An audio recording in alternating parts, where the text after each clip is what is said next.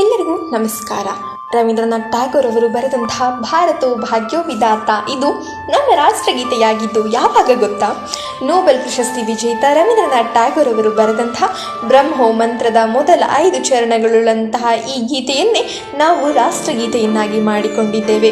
ಬೆಂಗಾಲಿಯ ಈ ಸಂಕಲನದ ಹೆಸರು ಭಾರತೋ ಭಾಗ್ಯೋ ವಿಧಾತ.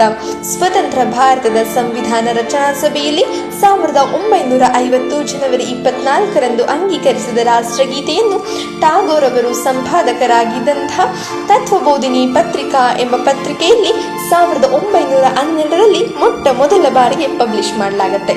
ಪಬ್ಲಿಷ್ಗಿಂತ ಮೊದಲು ಈ ಗೀತೆಯ ಮೊದಲ ಚರಣವನ್ನು ದಟ್ಸ್ ಫಸ್ಟ್ ಸ್ಟ್ರಾನ್ಸವನ್ನು ಮಾತ್ರ 1950ರಲ್ಲಿ ಆಯ್ಕೆ ಮಾಡಿಕೊಳ್ಳಲಾಗುತ್ತೆ ನಮ್ಮ ರಾಷ್ಟ್ರಗೀತೆಯನ್ನಾಗಿ. ಇದನ್ನು 1942ರಲ್ಲಿ ರಾಷ್ಟ್ರಗೀತೆಯನ್ನಾಗಿ ಮೊದಲು ಆಯ್ಕೆ ಮಾಡಿಕೊಂಡದ್ದು ಸುಭಾಷ್ ಚಂದ್ರ ಬೋಸ್.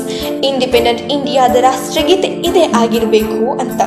ಆದರೆ ಇದರ ಅಫಿಷಿಯಲ್ ಸ್ಟೇಟಸ್ ಸಿಗೋದಕ್ಕೆ 8 ವರ್ಷ ಬೇಕಾಗತ್ತೆ.